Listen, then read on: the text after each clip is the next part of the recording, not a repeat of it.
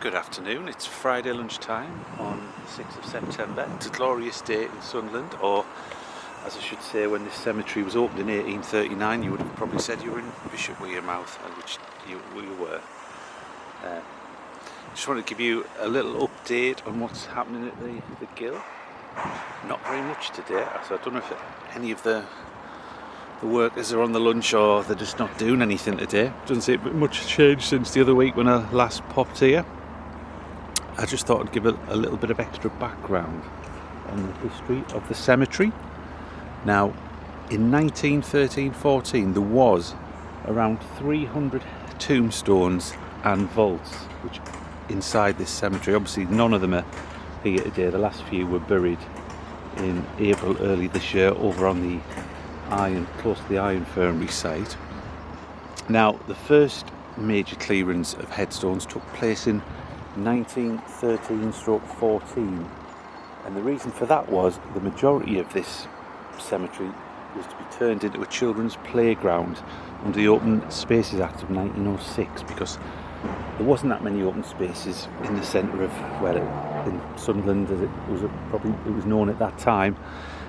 So there was keen to create an extra space for local kids to play. So all those particular headstones that were taken down at that era were placed on the western wall, which would have been the western wall which goes down that road through the Gill, down to Galleys Gill and the old estates.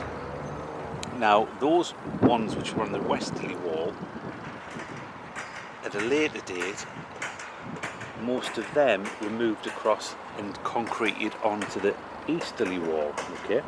Now, to complicate things further, even though most of it was made into a playground, there was still part of it which actually looked like a burial ground, which was over towards that side of the cemetery. It was that area around where the vaults were. There was still, I think it was, I've forgotten the exact figures, but around probably about 100 headstones, tombstones left at that point. And in 1932 through 33, they were all removed, and the rest of the cemetery was turned into a playground. So literally by 1932-33, there was the only thing left remaining which visibly of a cemetery was some headstones on the walls and the vaults which were over in that direction. But everything else, it just looked like a playground. There are some old photos where you can see where the playground is, and I believe kids from the local schools used to come here and play football.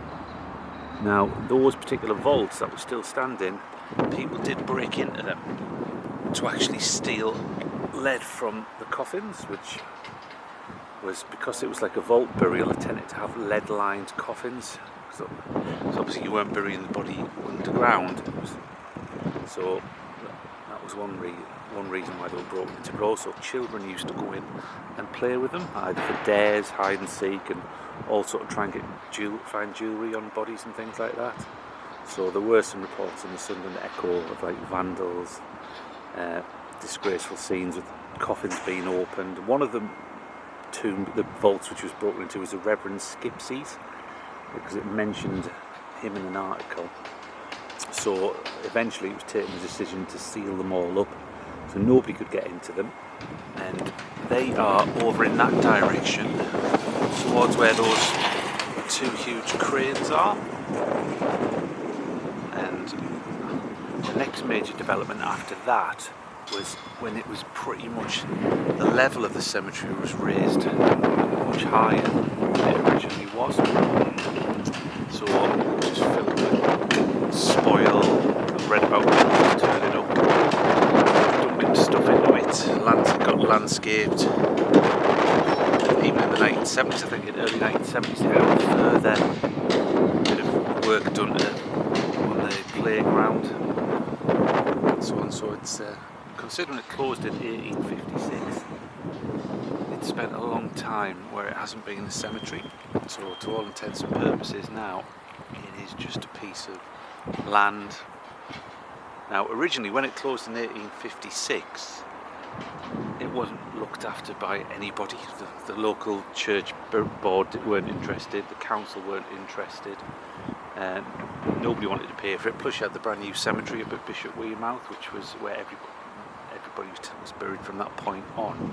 So quickly it fell into disrepair, vandals.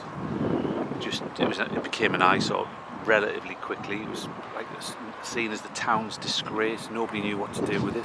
Even the idea of just keeping it as a burial ground didn't seem to be stuck to, and there was a lack of respect. People write to the papers about the state of it, and then eventually the actions were taken to change and turn it into a playground. There were air raid shelters here during the Second World War, which I've never found out where they actually were. Possibly over towards Silksworth Road, because the actual cemetery went further out on the Silksworth Road and down to Thornton Place, but I believe that first part of the cemetery you would enter, that was more just like a grassed area and so on. So, as I said, just a little update, nothing happening. If I do notice anything else, I'll be doing another video in a week or so. Thank you very much.